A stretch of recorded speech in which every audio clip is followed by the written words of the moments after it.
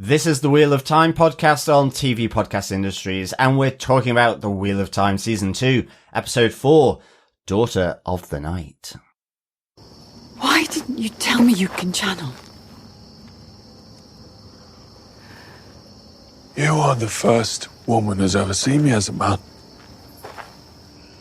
I didn't want you to see me as a monster.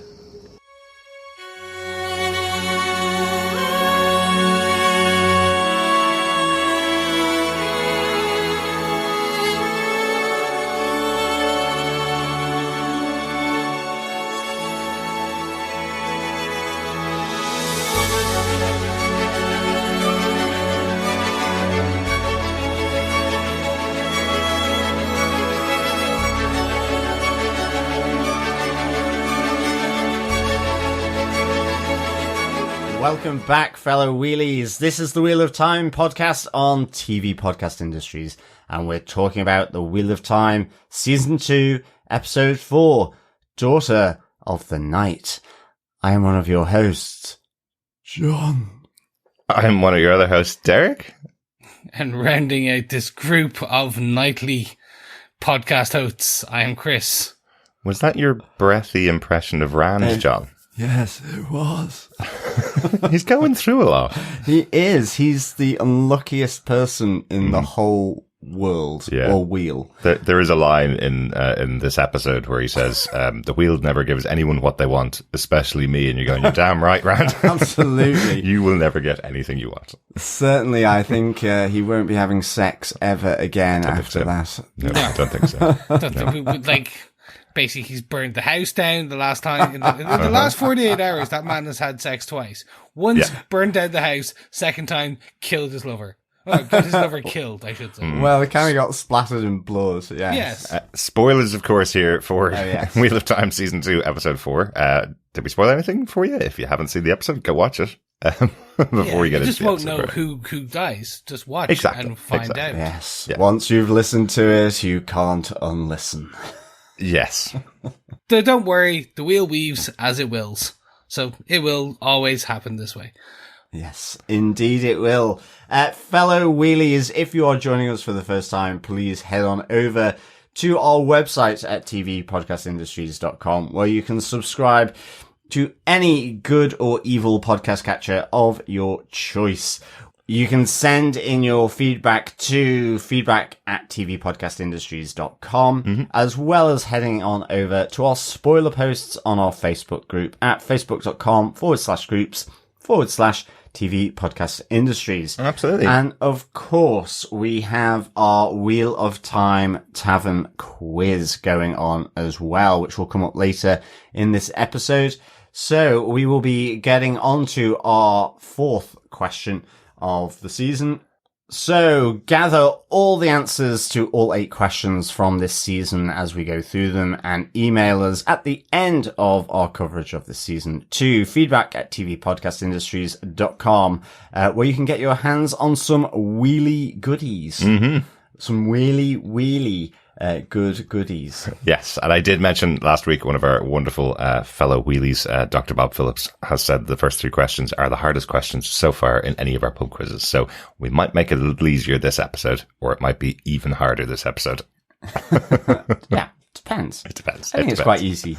Okay, good stuff. Good stuff. But that'll be coming up later in the podcast after we get into our coverage of Wheel of Time. Let us ramp on into our spoiler-filled discussion of Episode 4 of the Wheel of Time Season 2, Daughter of the Night.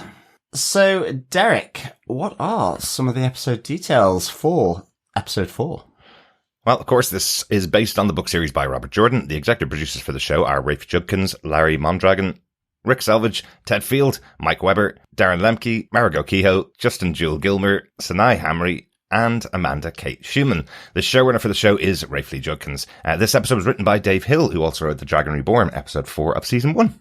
Very good. And he's also pretty well known for his work in Game of Thrones. He worked from season 2 on the show and wrote 4 episodes of Game of Thrones from season 5 onwards. Oh, really? Well, that'll explain the sex and blood then. Absolutely. And the mention of a certain house and their ascension in Cairhien. Yeah, in Cairhien. I guess maybe inspiration for Game of Thrones by George R.R. Martin. Maybe. The fact that you have this game of houses going on in this one city, brought to us by Robert Jordan. So yeah, kind of interesting stuff. How the fantasy wheel weaves as the fantasy wheel wills. Absolutely, absolutely. And the city called Cairhien, not Carhane, as we've all been calling it I think, decades in the case of Chris, right? Yes. So, I will very quickly, before we get into our synopsis, the one thing I will say about this show is suddenly someone has decided the exact pronunciation of some stuff. Exactly. For years, I've been basing it on, I'm kind of phonetically going by what I see in the books. And I think once or twice so like with the Aiel, there's been like an actual pronunciation in brackets in the glossary aspect. Right. But I've always said it one way in my head. And I was like, ale. A-I-E-L. Exactly. Like, instead of A-I-A-E-L. Like, again, it's just, for years, no, exactly. I've just been saying it one way. And then you're getting like, Ishamael and Lanfear. That's the one that got me, was Ishamael or something from Moraine last week. I was like going, okay, you've just added in a letter. Yeah, exactly. I'm sorry. I'm okay with that. Like, hey, you're going to cement this. This is the way we are saying it. Oh, so it's basically, this is the way we're doing it from now on. I'm like, okay, but it's going to take me a bit of time. The other thing as well, I have to say, in my notes, instead of Lanfear, I called her Fanfear, which I guess a lot of fans of the books had for this show just before. But I was just like, what? And now I can't get Fanfear out of my head. Right. Well, hopefully our notes will help guide you. But yeah, I suppose that's the good thing, right? This is based on a book series. Of course, book readers are going to have their own pronunciations of characters that they've read for so many years without any guidance on it. But I suppose, interestingly, Rosamund Pike is doing the audiobooks for all of Robert Jordan's series. She's currently on book 3, I think. Nice. Has been released recently. So, her pronunciation of Ishamael, I guess, is the correct pronunciation because that's the guidance she's been given for the audiobook. So, but I love the sound of that. It sounds better than Ishmael, the Ishamael, as she pronounced it. I thought that was very cool. Anyway, we do have one other person, to call out, for this episode. The director of the episode, of course, Sana Hamri, one of the executive producers, and directed episode 3 as well. So continuing on the tradition of doing, 2 episodes back to back, for Wheel of Time. Good stuff. So, John, do you want to tell us what they gave us with your synopsis for The Wheel of Time, Season 2, Episode 4, Daughter of the Night? Sure. Ishamael, speaking in the old tongue, recites an old prophecy as he uses the one power to release another of the Forsaken, Lanfear, into the world. Meanwhile, in the White Tower, Nynaeve has been raised as an accepted following her trial in the Arches. She is traumatized by her experiences in the Arches, and her mentor, Liandrin, offers her insights on how to cope with becoming an accepted. Liandrin also tells Nynaeve of Perrins' capture by the Seanchan close to Falme, which leads to Nynaeve, Egwene, and Elayne sneaking out of the tower to mount a rescue. But Nynaeve is taken off guard by the appearance of her mentor, Liandrin, who ambushes them, using the one power to subdue them. Meanwhile, Perrin and Elias look for the Shannarans and Loial, where Perrin is told that he is a wolf brother by Elias. As Perrin tries to understand what he is, he bonds with the wolf pack, and with one wolf in particular called Hopper, who befriends Perrin. Elsewhere, as Min and Matt settle down for the night at a tavern on the road, she discovers that Liandrin's contact she is meant to meet is Ishamael, one of the Forsaken. He offers to rid her of her visions if she brings Matt to Cairhien. Moraine Damadred arrives in Cairhien, where she heads to her family home to meet her little sister Nynaeve.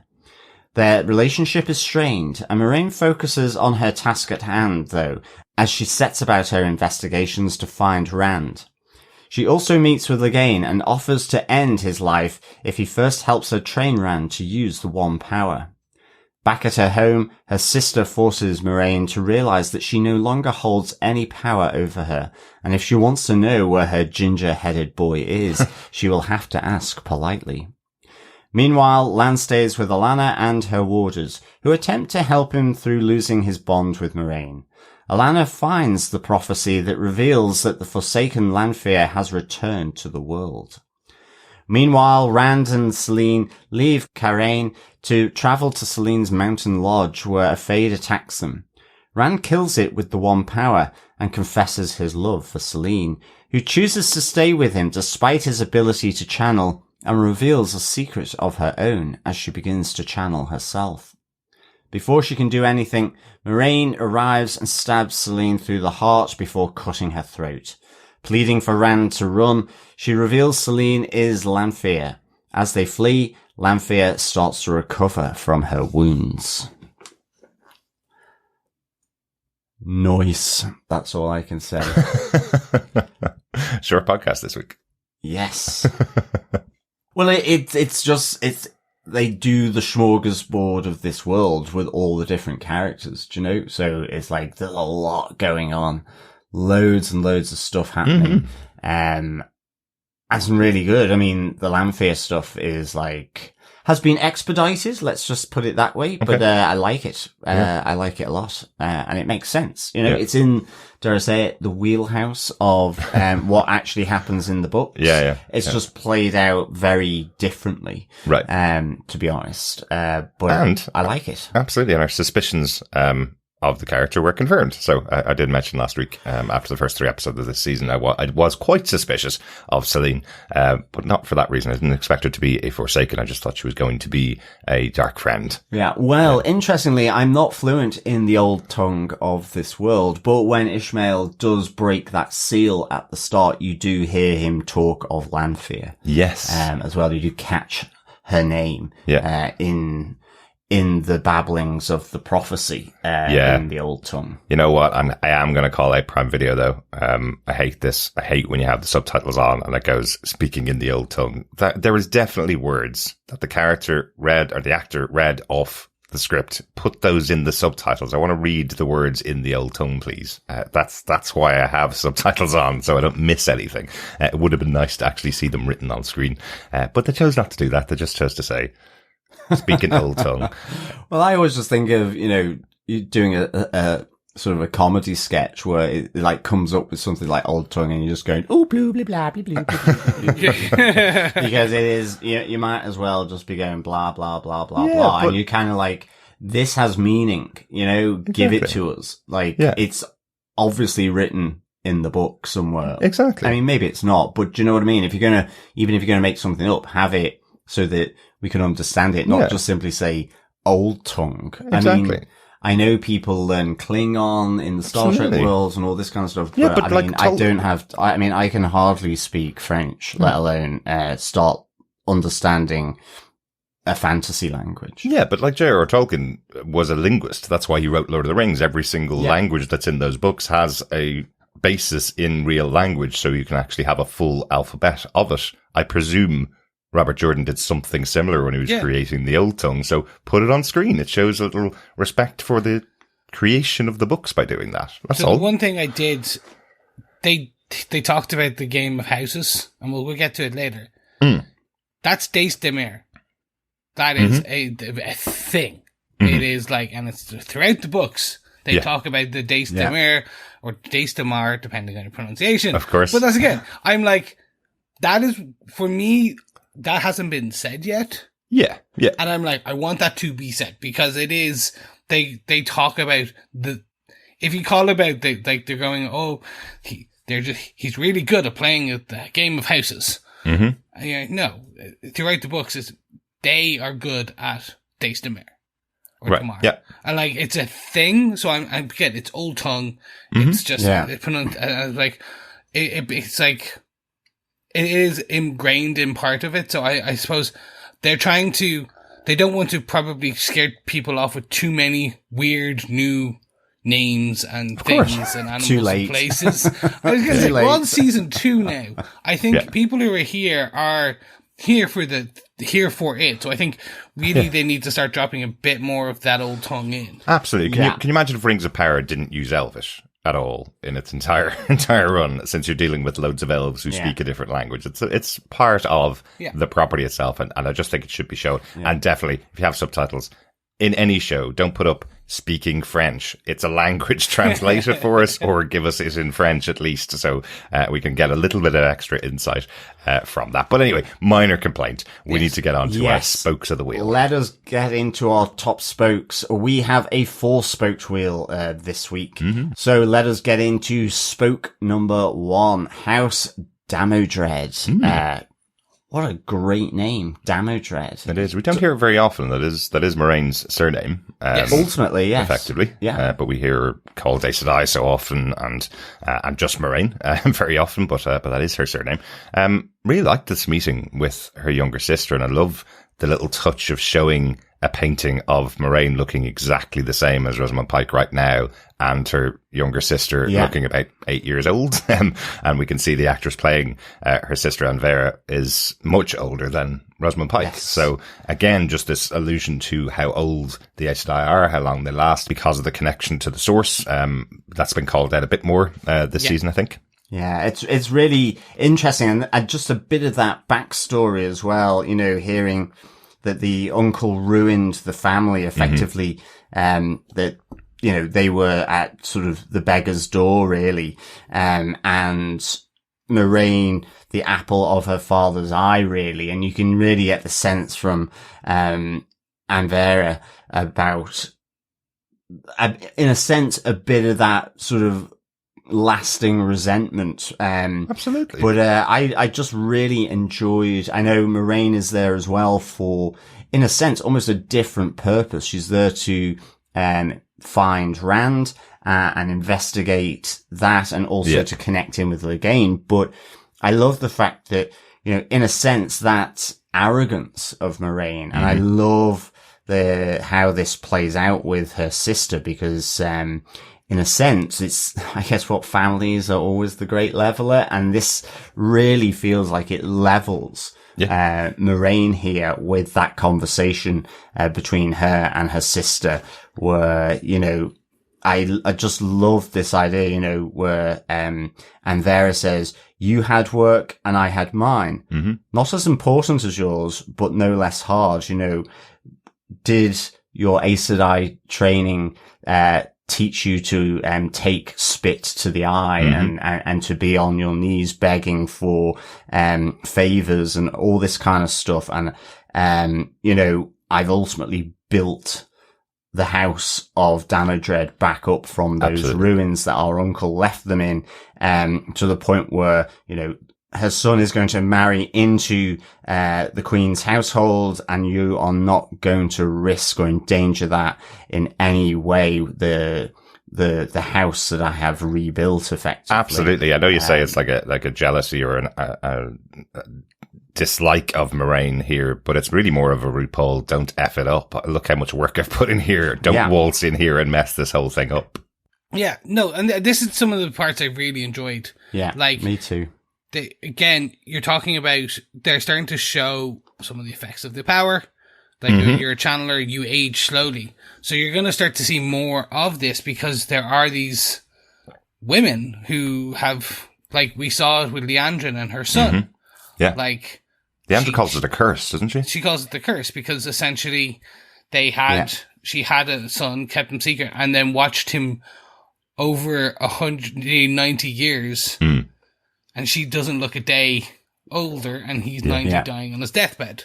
And there's a little touch in that as well, where she doesn't exactly know how long it is and how old he is because of how long she's lived. Yes. She says it's like 70 or maybe 90 kind of thing. She's gonna, a couple of decades kind of passed her by. So yeah, exactly.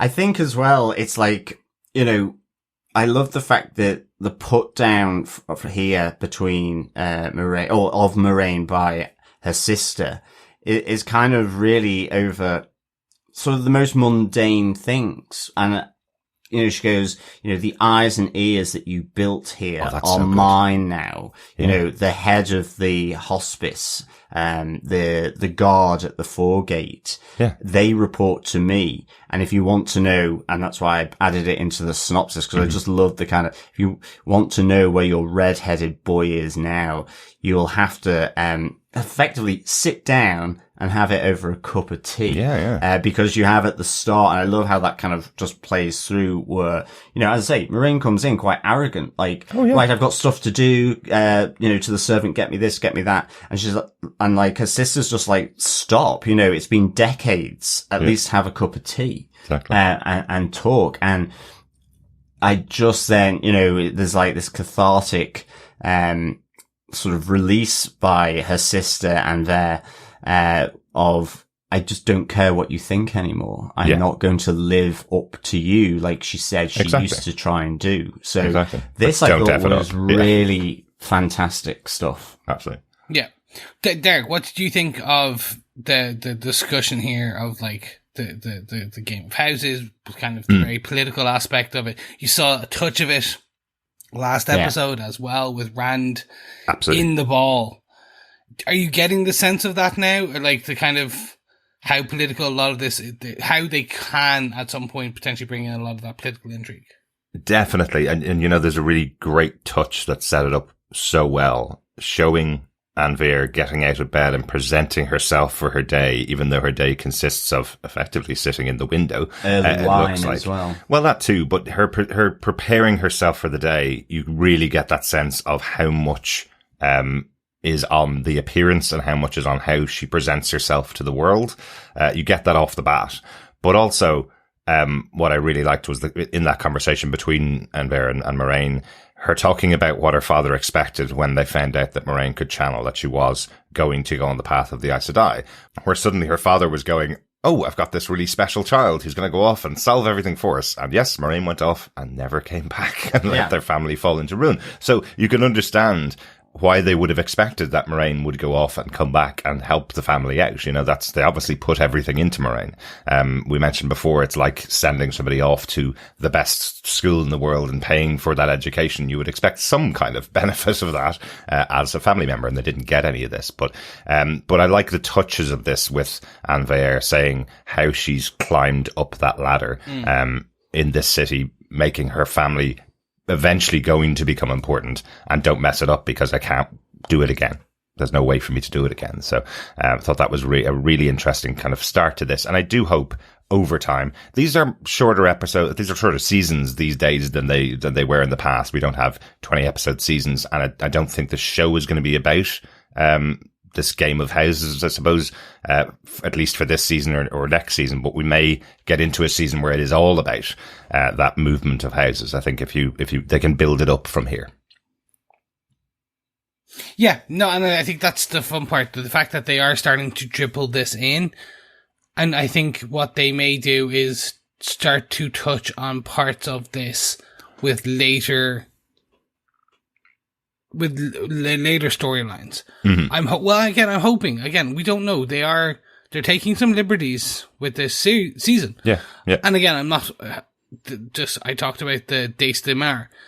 Like, that plays heavily at points with Rand later on, and I hope we get there. And I think they're with them touching on it now. Yeah, I think they are starting to build a lot of the groundwork, which is something I'm so interested in. Mm-hmm. So we're on a season 2 of a series. 8 in the first, we're now part 4, and they're still building foundations on storylines, and I'm like so intrigued by that, because typically, but in the old school days, you would, like, by season 2, everything was done. You had most of your foundational level stuff done, and now it's just kind of building on top. But that's when you had 20 episodes in the first season. Exactly. Yeah. Yeah. The first season was all about our main characters, the kids, the potentials, I suppose, in that first season. This season, it hopefully is expanding, and I presume it will expand further as the seasons go on.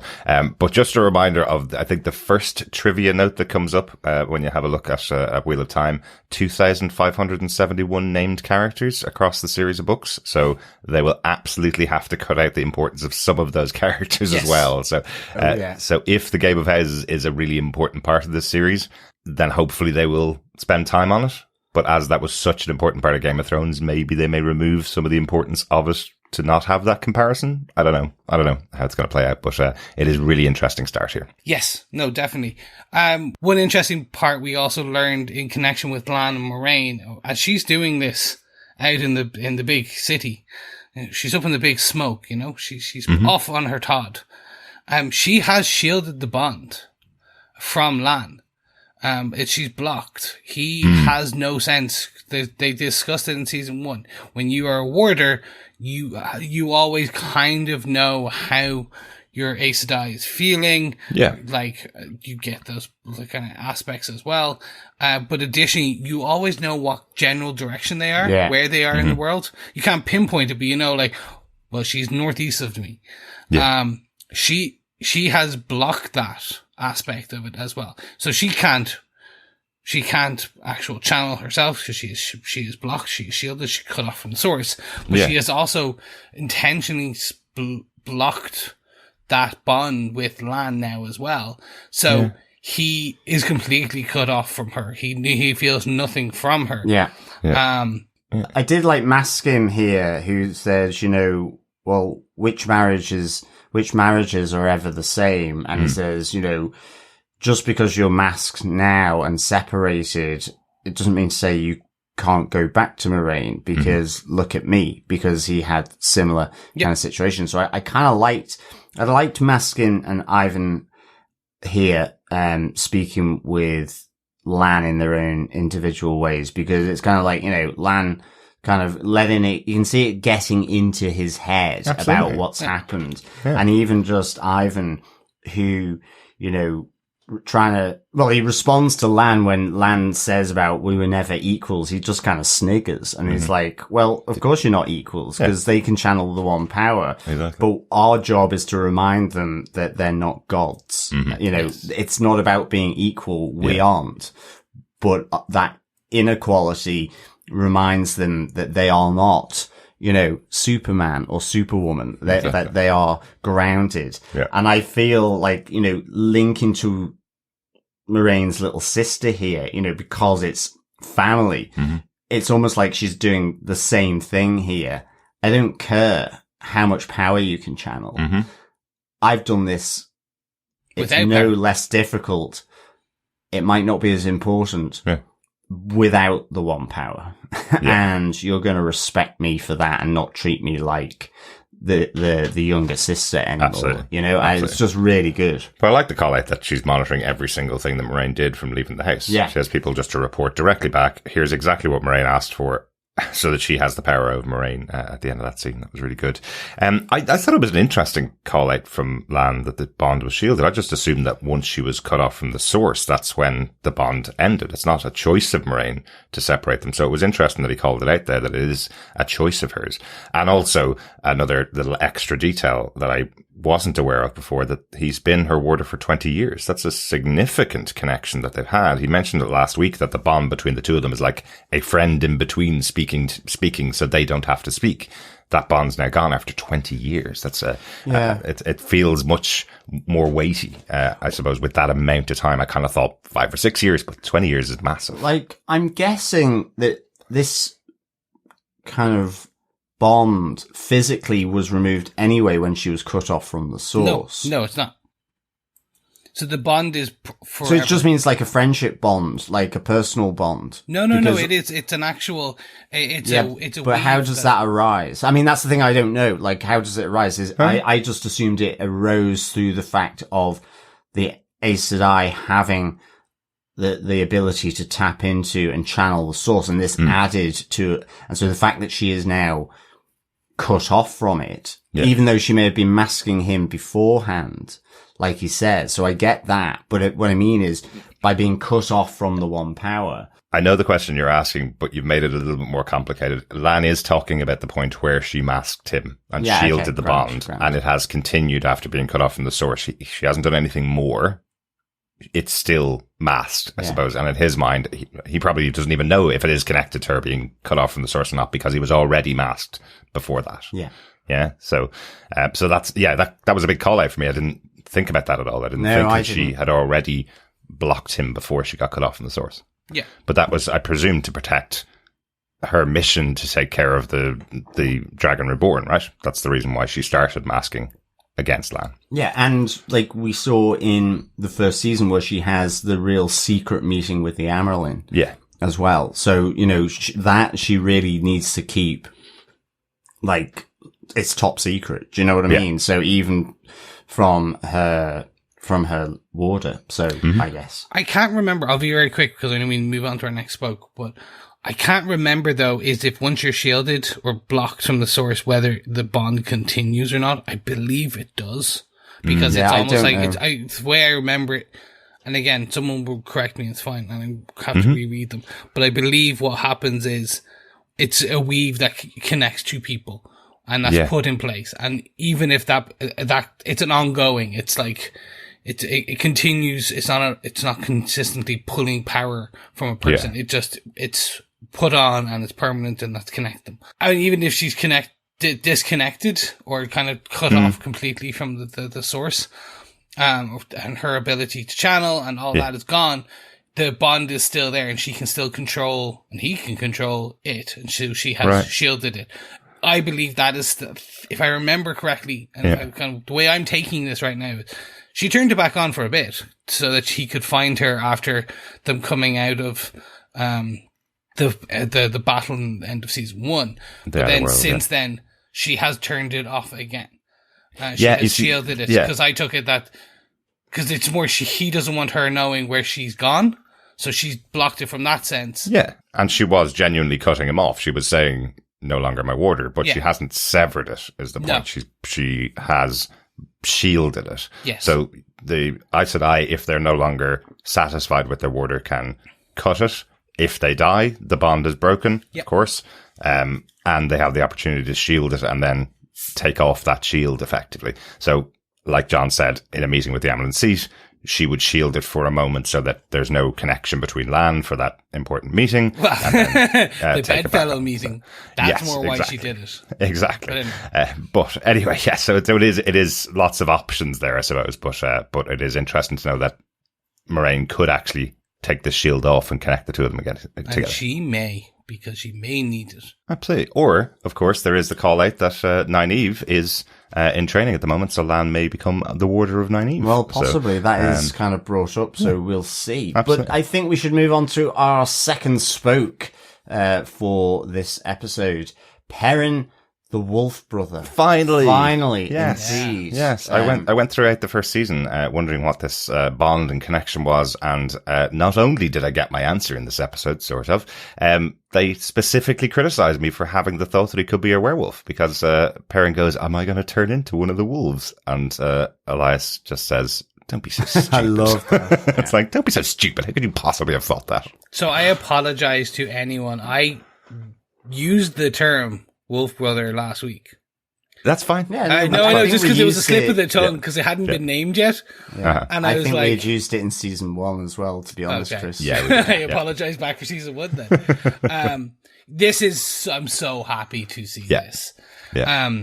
The conversation between him and Elias is like, yes, there are things in the world that are not connected to the one source. Mm-hmm. To the powers and things like that are neither good or evil, but they are considered evil and dark by the Aes Sedai because they don't know what it is and they can't control it. Mm-hmm. And that's the whole aspect. Very quickly, thing about Min, she's not a channeler.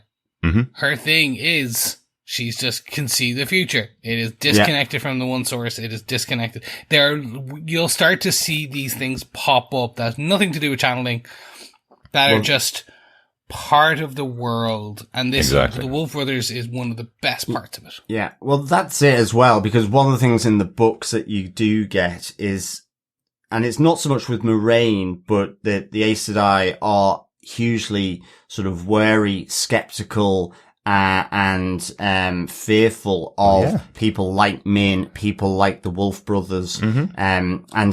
And you hear that from Elias specifically, saying how, they basically stay out of the way of people. He calls out the Aes Sedai particularly, it says, but he includes other humans because, they fear what they don't understand. Yeah. And I mean, that's one of the things that, you realize Moraine, in a sense, is more enlightened than sort of just the general teachings of the Aes Sedai, who would fear, the Wolf Brother, or even Min. So I liked how this, plays out, the fact that, these other kind of powers, are seen and viewed in a very wary fashion from the Aes Sedai. Well, of course they are, because the Aes Sedai are in power, and they can't control these. So that Catholic no Church, matter, anyone? well, yeah, absolutely, true. Yeah. absolutely. And the point is, if you can't control it, the likelihood is that will be your downfall if you're in power, right? So, if all of these people get together and take on the Aes Sedai, the Aes Sedai will probably fall.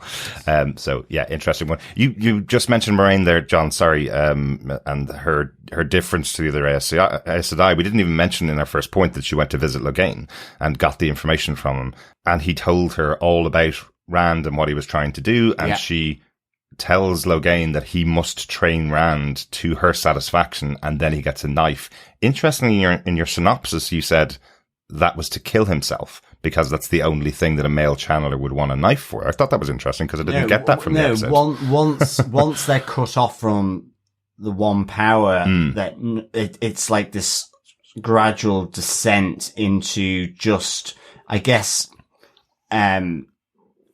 nothingness, and what's assumed by the Aes Sedai is that what takes over is the need to really take their life, because they can't see anything else that they can do, because they've lost and been cut off from the one power. Yeah, it's just interesting in that conversation. I just assumed it was either a knife so he could get himself out of the place, so he would be able to use it to get it to make his way out, or that was the knife that Matt had used. So it was a connection back to the source that she was giving to him, but it turns out it's a knife to kill himself. Yes. Okay. Interesting. Yeah. So, and it's just beyond that. So typically men and women who can channel, when they're cut off from the source, after a period of time, take their own lives, because it's the way it's described as, imagine the most beautiful, amazing visual, most amazing euphoric you've ever felt, and the best life you've ever led, and then being cut off and knowing that you will never be able to do that again. Exactly. You will never reach those heights. You will never feel that. You just descend into depression and beyond. And that's usually what happens with the male and female channelers. There's also the madness aspect, where the kinslayer, where they talk about, usually you kill the ones you love when you're a male channeler, because of the taint, the darkness that is tainted the male's half of the one power.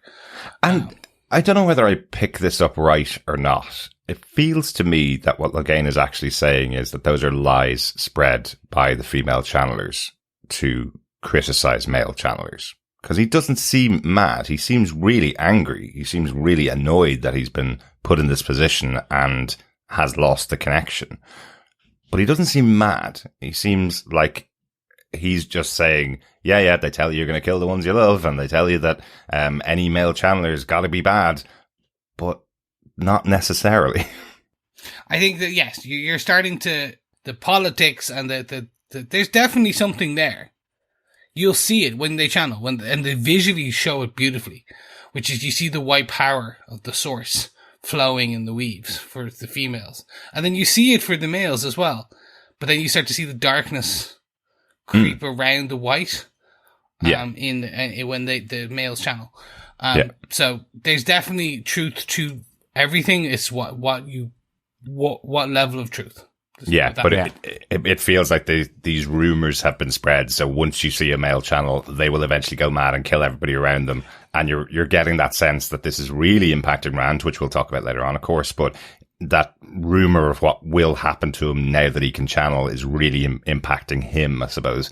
And I just felt from that conversation with Logain was saying, not really. That's kind of lies and rumors spread to discredit male channelers. Exactly, it's the propaganda of it all. But so sorry for taking us back there. Do want to talk about Perrin let a us bit wheel more forward, I guess, here, and just wheel let's forward and close out Spoke 2 before moving on to Spoke 3. With, we do have Perrin kind of being adopted specifically by one of the wolves here, in the form of Hopper, as we see, the wolf kind of sit close to Perrin.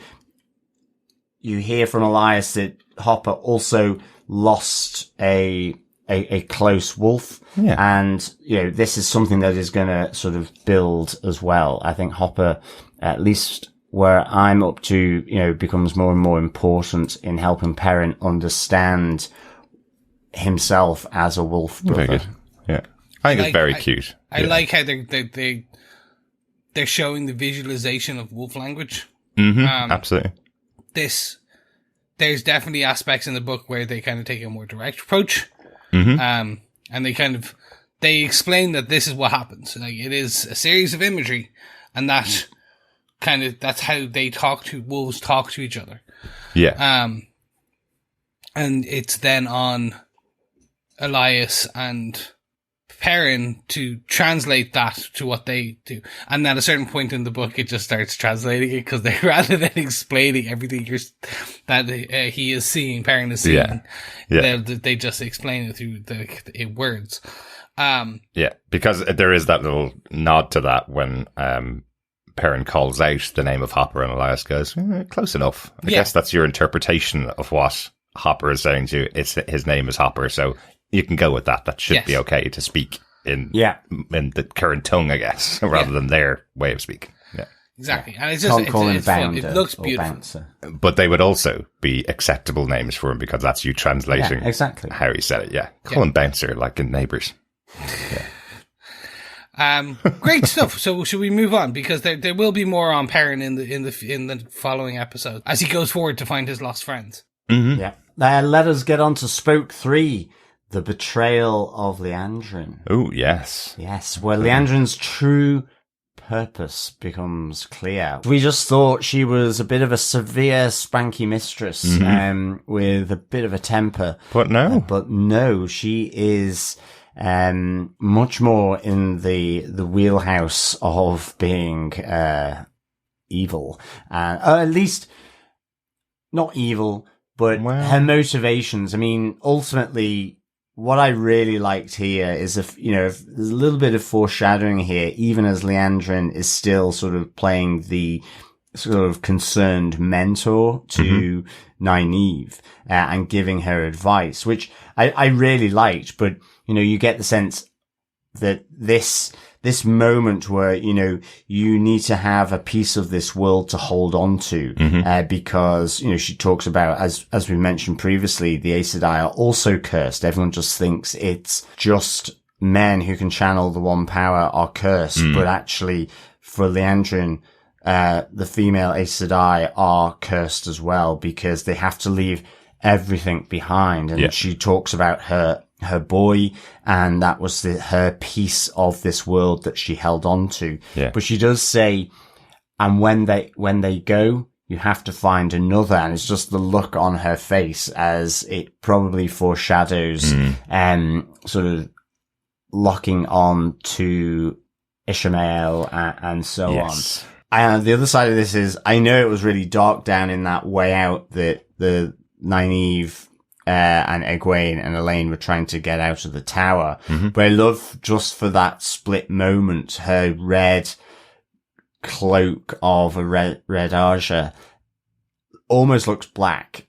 And then but it's really dark red, because of because it's so dark down there. I just thought that was a nice little touch, just to kind of, hint that she's not quite as supportive to Nynaeve as she could be. Well, yeah. So, Derek, what do you think of Liandrin? That's what I really want to know. Okay, yeah. Like, this is an interesting part for me. This came out of nowhere. Like last episode, we were saying Liandrin's always been a tough mistress, but she'll eventually turn around to the light. She's going to help out Nynaeve. She's going to help out the group. And here she tells Nynaeve that her friends are in trouble. Her friends have been captured by the Seanchan, and they're on the other side of the country. They're in Falme. So Nynaeve goes and gets Egwene, and Elayne tags along. So I just wasn't sure of her plan. She comes out of the darkness. I thought she was going to meet up with Nynaeve and take her on this journey to Falme. And then I think she wouldn't have been too worried about Egwene being there either.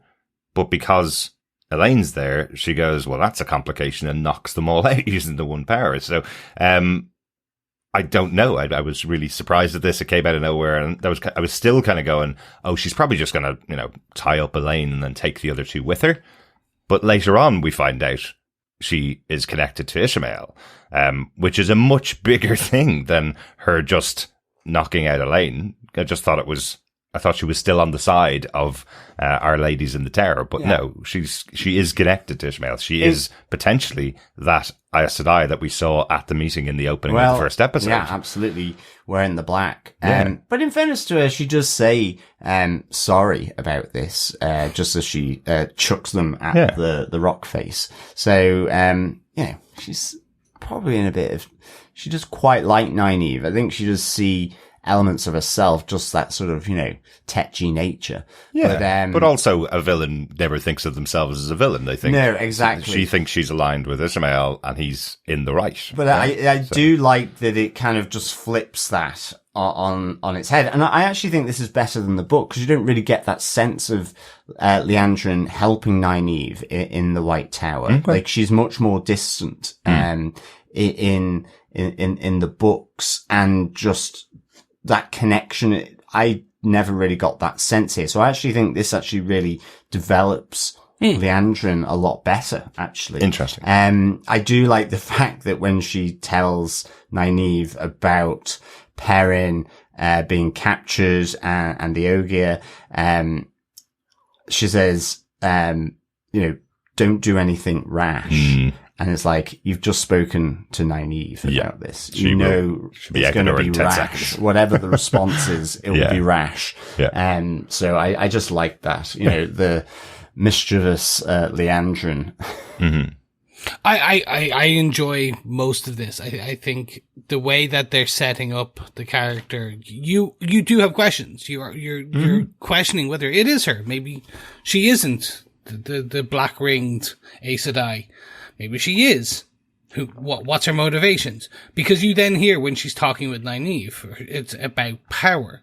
It's so much as about being an Aes Sedai, or is about getting power, and things like that. But then you also hear, like, the very truthful aspect where Nynaeve lived for years in those arches. Absolutely. We did wonder about that last week, so I'm glad they confirmed it here. Yeah. So she lived a lifetime, or at least 8 years, where her child was 8. Under a decade in the arches, and had a child, and then in a split second lost the child, and they are fading, but they're there. That feeling of loss and sense of loss, and Liandrin bonds with her over that, because her son is dying. There is that connection. She feels that, like, yes, like, part of you is losing because of your choice to be an Aes Sedai. It is the cost that they don't talk about. So throughout this episode, you're starting to go, oh, maybe she's good. Maybe she is good, and like everything's going to be fine, and maybe she does want to help Nynaeve. Then she tells Nynaeve, and you're like, you literally said, don't do something rash to the most rash person in this whole show. Yeah, and then you get to the literally the wind knocking them out, or knocking the wind out of them, and you're like, oh wait, what's going on? Exactly. And one of the things about Liandrin, because she's the only real red Aes Sedai that we've that's featured on the show. We've met a few others, but because she's the only one that's featured on the show, you kind of think, is that just a part of the character of the red Aes Sedai that talks about power, that believes that they are the most powerful of the Aes Sedai because they don't need warders. They can do it all themselves. So sometimes when she's talking about things like attaining power, you're going, oh, well, that's just part of the red Aes Sedai character, right? So when there's this kind of twist where, as I say, she knocks out the three of them, it didn't make me question anything in her that she was loyal to Ishamael and the Dark One. That wasn't what came to my mind first off. It was just, oh, here's a complication in the plan that I had with Nynaeve and maybe Egwene. So I'm just going to take care of that and let's move on. It was only when that conversation was happening with Min, who's in the tavern with Matt and goes to meet her connection. It turns out that the connection is Ishamael, and he has all the details of what Liandrin told Min. So it's confirmed there's a connection between the two of them. Absolutely. So it's only then you go, oh, all right, that's much more serious than I thought it was going to be. And I know the story in the tunnels isn't complete. We'll see what happens with that next week, of course. But I thought that was very interesting to have that really confirmed here, the connection between the two of them. Yeah, definitely. And also, you know, that scene with Min and Ishamael as well. I love how he says, you know, open your eyes.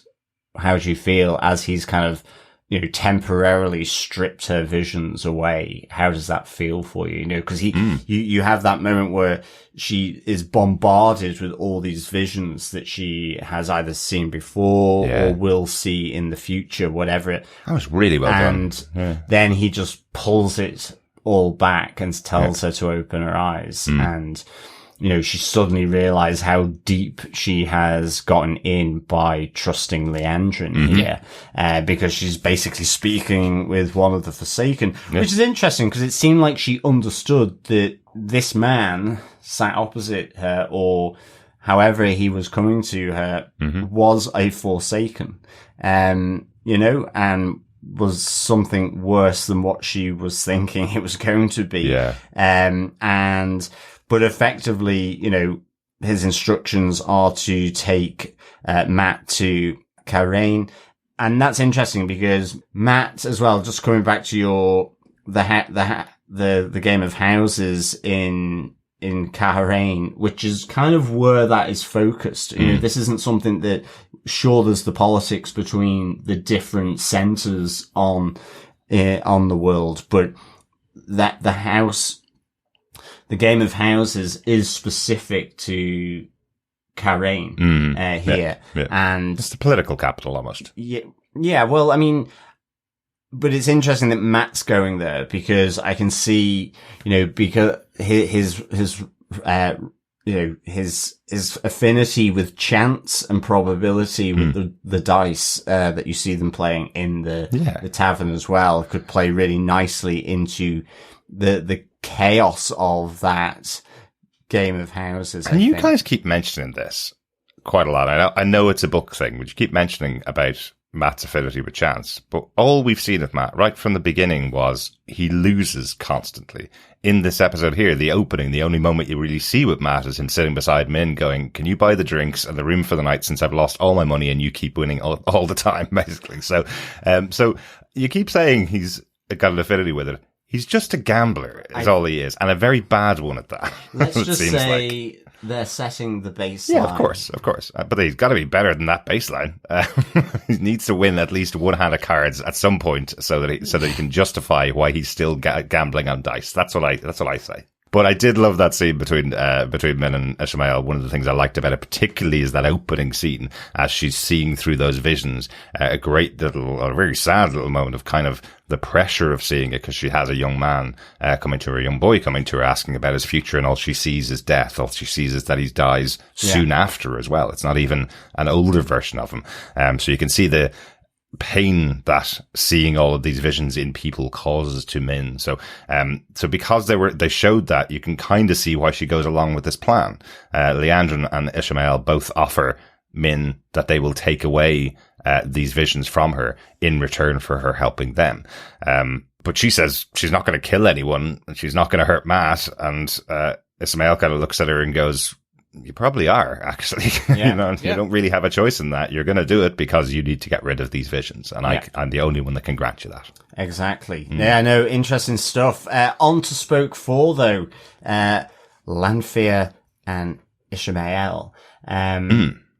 And Rand, I guess. Absolutely. Let's not leave Rand out of this. But do you know, right here, I do want to give a big compliment to Joshua Stradesky, who plays Rand. I think his performance in these scenes in this episode have been some of the best that he's done so far. You can really feel the pain of what he's going through. Yeah. This idea that he could fall into madness now that he's channeled for the first time. The fact that he had his ultra hot opposite of wet dream last week in the inn, and now he's with a person that sees him as a man for the first time, and he has to reveal to her that he's a monster because he channels. I think he plays that really, really well throughout these scenes. So great job. It was really good, and I think it's just, again, some of these scenes are just really good, both in terms of the performances, but just like the little peppering. I mean, even just having the fade here in this moment where he does the channel, and again, love that.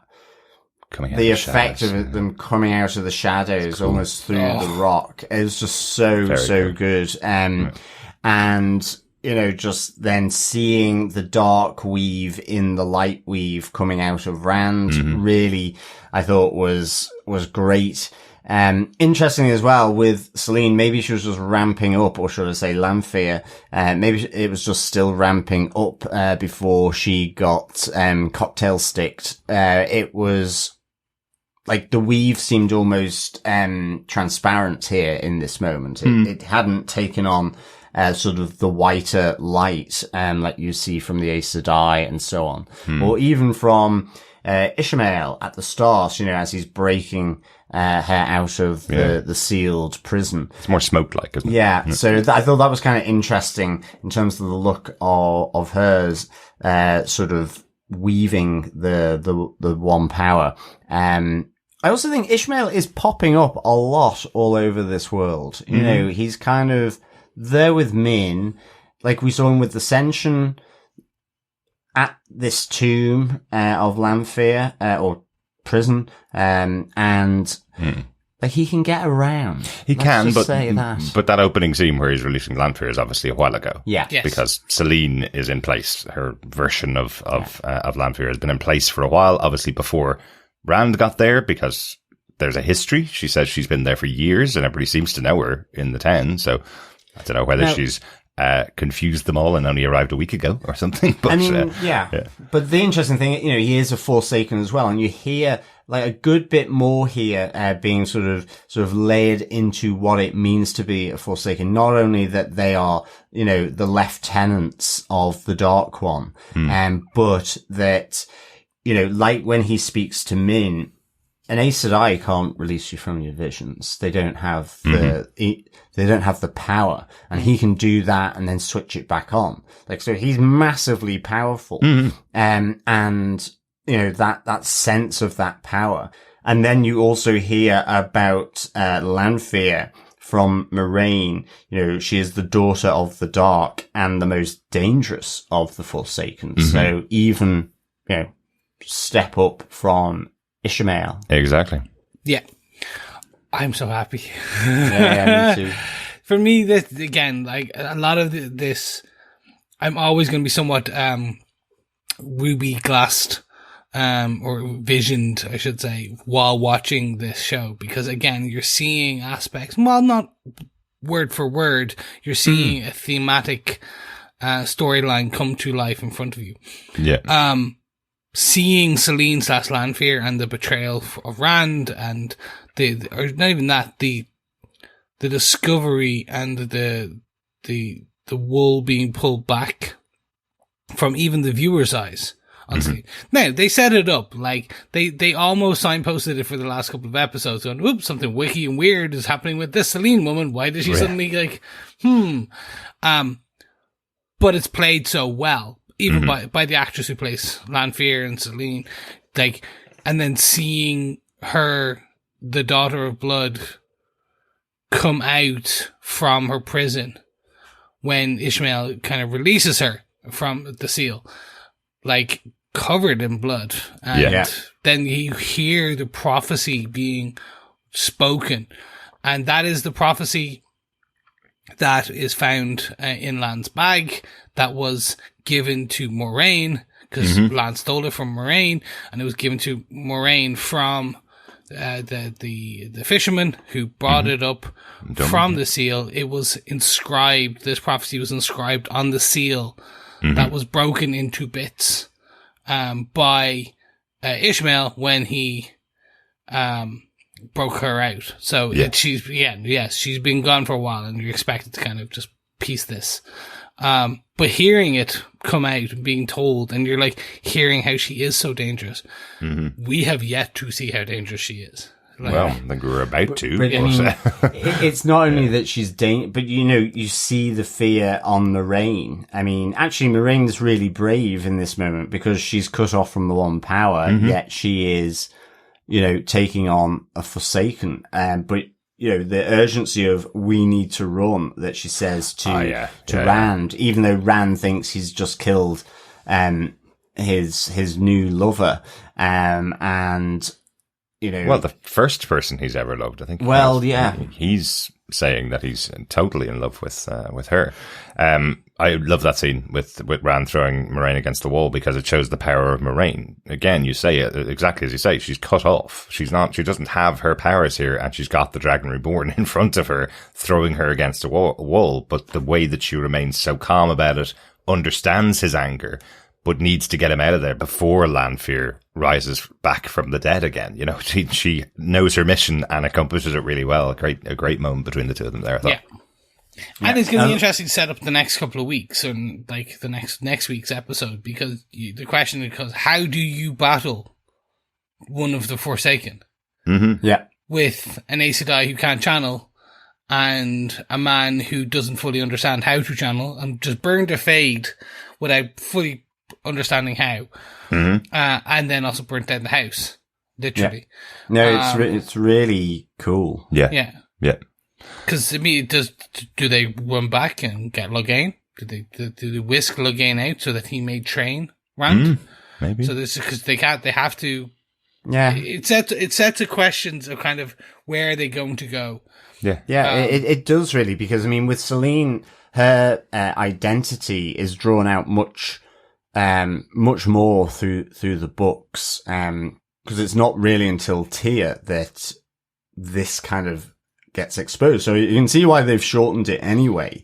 And I think it's been done in a really good way, because there's always that tension, that sexual frissons, between Selene and Rand. Anyway, particularly coming from Selene, actually. Yeah. So, absolutely. He's a hot ginger lad.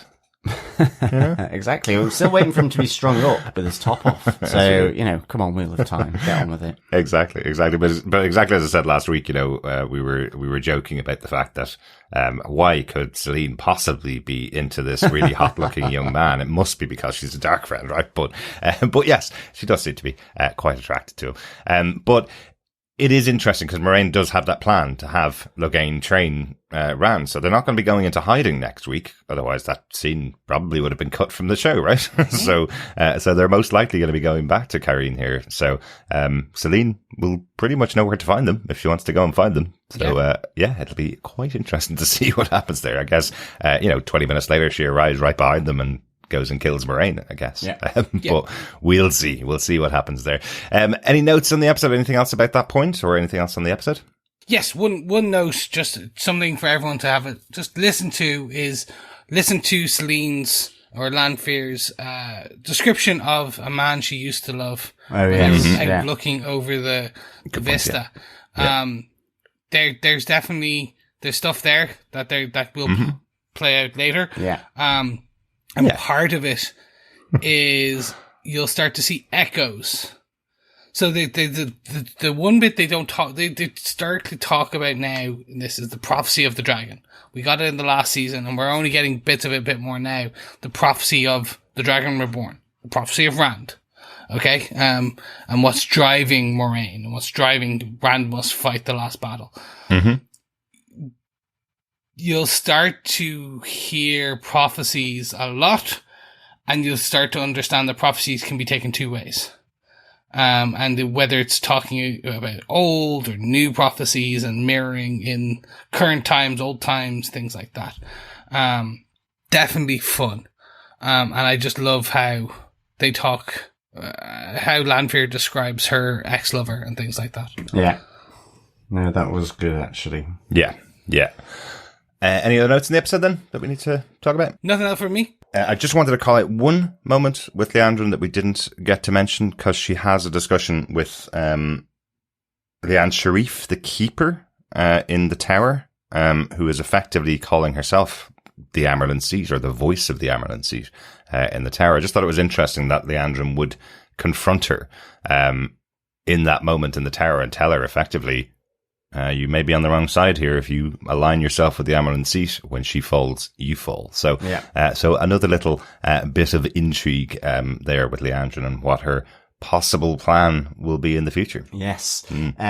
The only other little thing I have is I did like the little bit with at Alana's dinner table with Lan, where some of the other people around are asking, where is the third warder going to go? You know, the plaything. Lan has been viewed as another of Alana's playthings. Exactly. We thought you'd slow down as you got older. Yeah, exactly. Really good. Thought that was really cute. Very, very good at the moment. I guess those are her nephews and nieces or something like that. They seem to be family, of Alana that she's going to visit. So, and given how I said I age, I would guess it's a much younger family who see their fun auntie, with her 2 warders and possibly a third. Love it. Good stuff. Right. So we have spoken. Mm-hmm. Chris, did you enjoy this episode of Wheel of Time? Yes, of course. This for me, and I feel terrible because I feel like I'm just saying yes all the time to this, but it is seeing a lot of things come alive. That again has been in my mind for years, but also seeing, I think more the enjoyment I'm getting is the changes, the tweaks and the things like that, because it is, I know the overall destination where we're going. It's this journey of how we're getting there through this season. And sometimes it's not even that, and it's just not expecting the way things have been moved forward or backwards or left or right. And that then makes it, I'm understanding and seeing the show the same way Derek is, except maybe I'm getting 1 or 2 extra bits when they talk about the game of houses.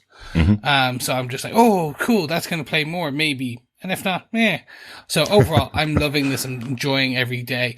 And just the visuals, they obviously got the money to increase the effects and the visuals this season. And you can really see it. And that vista where they're standing on, overlooking the city, it looks spectacular. Fabulous, wasn't it? It was. And the White Tower itself, that overview of the White Tower, its design looks incredible.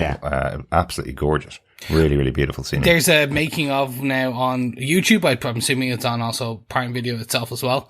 And they show about just making those scenes with the White Tower and stuff. Yeah. And for me, I'm going, oh, that's the Amerlin seat right there. That's her hall. And then that's the tower at the top. And then that's another thing. And then I'm going, I know where all these things are. That, oh my God, seeing the scale of it. And then just this tiny little stick person at the top going, oh, that's the person there. Okay. Excellent. Yeah. Our regular call out to go and check out the X-ray extras on any show that we're watching on Prime Video. Definitely. Some really good ones. And they're not even all up there yet. There's going to be more coming as the show rolls out. And usually when the show finishes, they put some more up there, but there's already, I think, a video per episode, behind the scenes of each of the elements. So lots of interesting stuff to catch there. Good stuff. So, Derek, did you enjoy this episode of The Wheel of Time? Yeah, really enjoyed it. Really enjoying this season so far. Halfway through now. 4 episodes in and lots of great character work here. I like that there's this idea that potentially we'll have all the crew back together at some point. You know, you kind of thought that everybody was cut off in their own locations, but already we're seeing the wheel turning, I guess, and bringing people back together in different places. That's really cool. I thought Rand's storyline this episode was really good. I thought that the connection with Lanfear was really interesting. Lots of great stuff. So yeah, another great episode of Wheel of Time. How about yourself, John? What's your final thoughts on this episode? Yeah, I really like this. Give it 5 bloody bedroom antics out of 5. Nothing much more I can add, really. Just really enjoyed it. So yeah, absolutely loved this episode. Can't wait for the next one. Fantastic. Let's go wet our whistle after that. Yes, fellow wheelies, fellow quizzers, we have the Wheel of Time Tavern Quiz. This time we are on question 4. So here we go. What animal do the wolf pack project to Perrin and Elias to show them the way to their meal? Yes, remember to send in your answers, collect them together for the tavern quiz when we round everything up at the end of the season. You send it in to feedback@tvpodcastindustries.com. I'll give that question one more time. What animal do the wolf pack project to Perrin and Elias to show them the way to their meal? Expecto Patronum. Let's head on over to our feedback section from our wonderful fellow wheelies. We got loads of feedback in from Coffee and Vodka because we only got his thoughts on the first episode into our last podcast. So we have some thoughts on episode 2 and episode 3 from Coffee and Vodka. First up, on episode 2, he says, "Greetings, fellow Return of Rand defenders. Every time Loial and the others say, 'as you wish,' it keeps sending my mind back to my favourite movie. That's got to be intentional, right? Also, I have vague memories of Loial dying last season. A sign of early onset dementia, or has he been resurrected? So we have part of Moraine's mental situation figured out. Her secretive, obsessive mission around the dragon doesn't seem like enough motivation for her antipathy towards Lan, and what I feel like spoken lies to him prior to a departure. Varen Mathwin is swiftly becoming my early favourite character of the season. Such fairy godmother vibes. Min's return is awesome, more of Liandrin's history, mindset and character development, and the unveiling of the seafaring foes of Season 1. So much packed in. Best close it off before this becomes a novel, but in short, loving it so far. 5 Randy Dragon rental agreements, double dragon detainers, and dutiful dragon devotees out of 5. Peace and take care, Coffee and Vodka." Great stuff, Coffee and Vodka. Yeah, I think every time I hear the words "as you wish" anywhere, I think of Princess Bride, so it must be intentional, especially in this type of universe. I think it's a nice nod. Exactly. Yes. On the Loial death last season, yes, you are right. I remember we talked about it in the podcast, that they've killed off Loial in the first season. And then apparently Rafe Judkins came out about a week after the episode had aired and said, don't worry. It was just to make sure that you knew that people could die. Loial is not dead. He's going to be back in season 2. But they didn't even explain it. They didn't even mention the fact that we thought he was dead. He just was injured in that attack and is now healed because we're 5 or 6 months later. Yes. Yeah, I guess so. Yeah. But a harsh way to leave it last season for everybody and then not even go into it. Yeah, like, especially when you could have just had a line. Actually, now thinking about it, yes, we did have all those discussions. Have just a line going, "Oh, how is your side?" I'm still Sif. I'm still Sif from the battle and the stabbing. And you're like, "Oh, okay, grand." But yeah, it's just like, do. Moving forward. Yeah, good stuff. Thanks, Coffee and Vodka. Definitely loving Virin as well. And can't wait to see more of her as well as she comes on this journey. For episode 3, Coffee and Vodka says, "Greetings, fellow tragically tested defenders." Wow. For being the least densely packed of the episodes so far, it carried no less weight. Nynaeve is going to be a force to be reckoned with after this. Matt remains the paragon of virtue he never was, and Rand's coming into his own, even if his own is turning out to be quite the mess. Should Moraine regain her abilities, as she pretty much has to, there's quite a confrontation with Liandrin to come. It still feels like Liandrin, however, is slowly doing a turn to the good, so we'll see how that turns out. Even better than season 1 so far. 5 magical makeout sessions, unwelcome mats, and hellacious alchemic alcoves out of 5. Peace and take care, Coffee and Vodka. Thanks so much, Coffee and Vodka. Yeah, absolutely. I think that confrontation with Liandrin to come, we see that here really, or at least the pulling back of that mask. But I think, as I said, I actually think it's kind of even better than the book. You didn't really get that sense of Liandrin for me. Maybe I just speed read over that, but you never know. I just think it gives her a bit more balance. It puts her in more of a grey place here, to be honest. So yeah, really enjoying that. That's amazing. After one episode already, she's not doing a turn to the good. It seems like she's going double downing on her turn to the bad, right? This episode. Yes. We will see. Time will tell on everything on these. Again, exactly. we have to be somewhat coy. Let's put it that way. Again, because we just don't know how they're going to play certain things. So Let's be quiet about this. Thanks, Coffee and Vodka. Moving on to some feedback for this episode. First up, some Facebook feedback. And the first person is Elias Von Doom. Yes, Von Doom has taken his Wheel of Time name. There you go. There. Von Doom had this to say: "Greetings, Wheelers. This episode totally blew my mind. The acting across the board was excellent. I am intrigued by the characters Nynaeve, Lan, and Perrin. They especially have been through an emotional ringer. Moraine, the Enigma, seems more capable without the one power. The other Enigma, Liandra, puzzles me. She befriends Nyneave, only to bait her into trying to help her friends. Is she really in league with the Forsaken? If so, things are not looking good for the home team. The wheel weaves as the wheel wills." Elias Von Doom. Thanks, Elias. Like the new name. Yes, definitely. It's like I said, like everyone should just, if you're going to keep a moniker, change the moniker slightly for each of them. It's perfect. You know that's going to mess with my templates that I use for the docs, Chris. Oh, I know. I'll be putting people's names all over the shop. But it's great that you can choose your own name. Always welcome to call yourself whatever you want on TV Podcast Industries. Exactly. And to their point about Moraine, the Enigma, being more powerful without the one power. Yes, like that is what this is supposed to show you. That she was a force to be reckoned with. When she had the power, the power did not add that much to her. Yeah. One power. It gave her just spells. Now She she knows what doesn't she's have doing. spells, and she's as formidable. Exactly. Great stuff. Thanks very much, Elias. Also got some feedback in from Dr. Bob Phillips, who says the costumes this season have really stepped up a notch. Lan's relaxing outfit and Moraine's new dress and the Gallifreyan headgear she wore when younger are lovely. Is Liandrin lovely or a dark friend? Why should you sleep on the floor if you have a cabin? Are all Wolfie's good boys around the Golden Eyes? Where's the seat? And why does every vamp turn out to be a vampire or Forsaken or whatever? Thanks, Dr. Bob. Yeah, I think they just fell asleep outside beside the fire, having a lovely evening staring at the stars before going into their cabin for some sex, right? I think that's what happened. Pretty much. I saw think so so. many people. This was the biggest sticking point for so many people on the internet. And I'm like, people camp outside. Like, that's a thing. It's a lovely summer's when evening. it's like yes. 20 degrees outside, people just like, we'll have a nice fire. And when the bugs start biting, we'll go inside. It'd be fun. Exactly. Yeah. Exactly. And that's why you keep the fire on, to make sure the bugs get taken care of. Yes, exactly.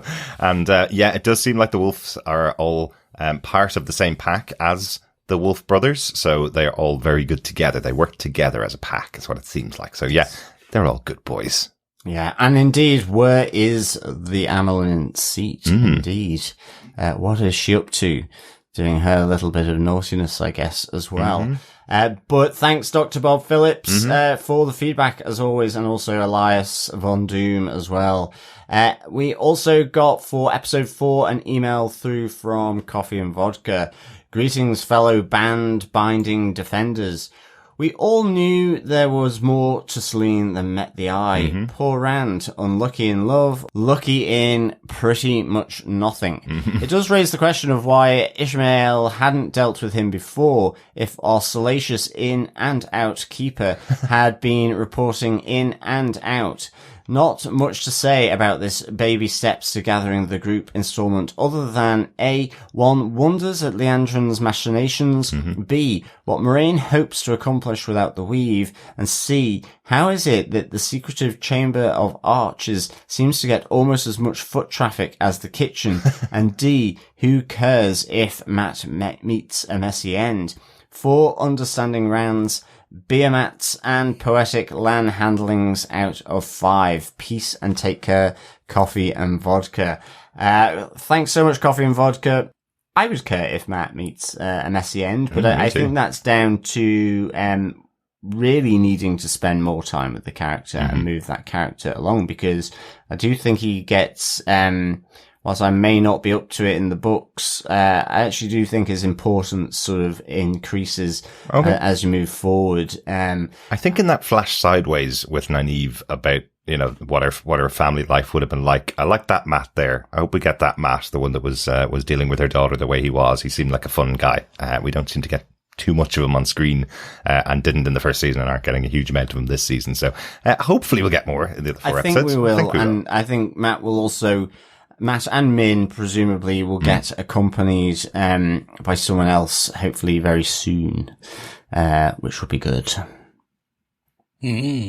Mysterious. I was just going, Who Rand, may because that Rand's over be? there. We don't know. Interesting. Or do we? Good. Yes, we do. Good stuff. On the Chamber of Arches, I don't think the Chamber of Arches is secretive. It's just that you can't open it without multiple Aes Sedai using their powers together to open the arches for the trial. So I think anybody can go down and sit there if they want to, which is what Nynaeve's doing this episode and what Egwene was doing last episode, to try and open the arches to get Nynaeve out. Yeah, it's just not like it's not a secret room. It's just that it don't go in there because like you might be dragged into the trials. It's more, that would be pretty it's a awful. Sacred kind of off. It's a sacred room for the Yeah, it's kind of like the examination halls. So I guess as Liandrin said, it's like, why would you want to go back there once you've done it? Exactly. But I think as well, in terms of what Moraine hopes to accomplish without the weave, I'm actually quite liking this now because I was wondering the same thing. How is this going to play out when she doesn't have the connection to the one power? But I guess it just makes her more resourceful in a sense. And there's also, she's playing a bit of roulette as well, because people still think that she is connected to the one power in some cases, like Doman from last episode, and even her sister, she doesn't have the conversation to say that she's been cut off. So, she's playing on reputation, I guess, as much as anything. And, I think it's showing the resourcefulness, but I think the moment where she's basically like, Rand, get me down from the wall because we have to go. We have to run. If nothing else, you may be in less danger than I am because I've just literally done a cheese and pineapple cocktail of Lanfear, the Forsaken. So, plus I've messed up her bed sheets, I guess. Yeah. She's going to have, that's the thing. I'm wondering, is it going to kind of be like a bit of a chase? Because I don't really know how it's going to play out. I'm looking forward to seeing, or is she going to kind of come back into the shadows to sort of regroup and then come back and we'll have another meeting at some point, or is she basically like going, now I've got to do the laundry before I can like set on the path to sort of extract my revenge, at least against Moraine. I'm guessing, they ultimately want Rand to be an ally of the Dark One. Yeah, I guess so. That I don't know if there's necessarily at this stage the want to kill him, but I do know as well that with the Forsaken, something that comes out and is interesting around this group of lieutenants of the Dark One is, in a sense, they're very competitive against one another. It's not like a tight group. Like, they have their own motivations and so on, and there can be those tensions and contradictions between members of the Forsaken. It's, that they have their own agendas a bit as well, which is really good. Yeah, that'd be really interesting to see. Great stuff. Thanks, Coffee and Vodka, and thanks everybody for your feedback. If you want to email us, you can email us to feedback@tvpodcastindustries.com. You can also pop over to our Facebook group at facebook.com/groups/tvpodcastindustries, where we have a spoiler post up for every show that we're covering on the podcast, including Star Wars Ahsoka, which we also hit episode 4 of this week, which was excellent. Really good episode of Star Wars Ahsoka. Yeah. You can get our podcast about that over on tvpodcastindustries.com, of course, as well. And we'll be back next week. Thanks for joining us. Yes, thank you so much for joining us and joining us on this journey on the Wheel of Time. I look forward to seeing where it takes us over the next 4 episodes. Yeah, good stuff, fellow wheelies. Thanks so much for joining us. Until next time, keep watching, keep listening, and keep wheeling. Bye. Bye.